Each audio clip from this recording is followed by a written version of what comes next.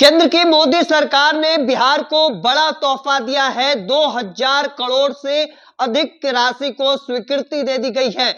वहीं 19 नए केंद्रीय विद्यालय खोलने की भी मंजूरी मिल चुकी है।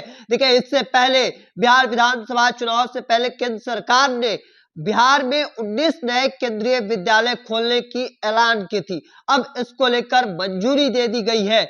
2135 करोड़ से अधिक की राशि को मंजूरी मिली है। अब इससे राज्य के तकरीबन 30,000 से अधिक छात्र छात्राओं को बड़ा फायदा मिलने वाला है। और जान लीजिए किन जिलों में नए केंद्रीय विद्यालय जो है वह खुलने वाले हैं। उसमें गया, पटना, मुजफ्फरपुर, पूर्णिया, अरवल, मधुबनी, कैमूर, मधेपुरा, शेखपुरा, भोजपुर, भागलपुर, नालंदा, मुंगेर और दरभंगा में 4 से 5 एकड़ जमीन तय कर रिपोर्ट सरकार को भेज दी गई है। ग्रामीण इलाकों में कम से कम 5 एकड़ जमीन जरूरी रखी गई है, जबकि शहरों में 2.5 से 4 एकड़ जमीन पर्याप्त मानी जाती है। वहीं यह जमीन जो केंद्रीय विद्यालय को मुफ्त में दी जाएगी, वहीं भवन, क्लासरूम, खेल मैदान, जबकि दूसरे सुविधाओं के निर्माण के लिए पैसा केंद्र सरकार देगी। और देखिए, ऐसे में जो बड़ी जानकारी, इस वक्त की बड़ी खबर सामने आ रही है,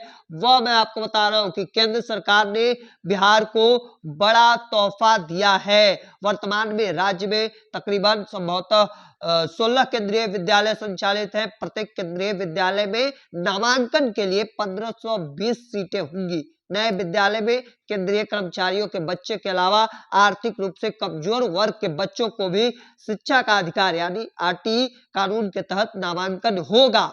बिहार में खोले वाले केंद्रीय विद्यालयों के राज्य से करीब कह सकते हैं कि 30,000 से अधिक छात्र छात्राओं को बड़ा फायदा मिलने वाला है। और ऐसे में देश में संभवतः 1288 केंद्रीय विद्यालय हैं। इनमें से 14 लाख से अधिक छात्र छात्राओं को मौजूदा समय बेहतर शिक्षा हासिल कर रहे हैं। और यही वजह है कि बिहार में अब 19 नए केंद्रीय विद्यालय खोलने का जो विधानसभा चुनाव से पहले ऐलान किया गया था, घोषणा की थी केंद्र सरकार ने, अब उस पे अमल किया जा रहा है। और यही वजह है कि अब इसको लेकर पैसे की मंजूरी दे दी गई है। और जिन जिलों में खुलने वाले हैं इसकी भी जानकारी हमने दी। और एक बार फिर से हम आपको बता रहे हैं कि गया, पटना, मुजफ्फरपुर, पूर्णिया, अरवल, मधुबनी, कैमूर, मधेपुरा, शेखपुरा, भोजपुर, भागलपुर, नालंदा, मुंगेर और दरभंगा में ये नए केंद्रीय विद्यालय जो है वह खुलने वाले हैं। और ऐसे में कौन कौन से लोगों का उसमें नामांकन होगा वह भी हमने आपको बताया कि नए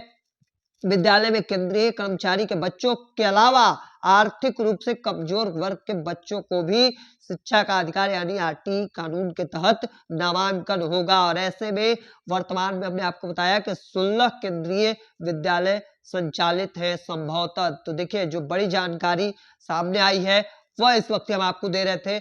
अब केंद्र सरकार ने बिहार को लेकर यह बड़ा तोहफा जो है वह देने का काम किया है। केंद्र की मोदी सरकार ने बिहार के लिए कह सकते हैं खजाना खोल दिया।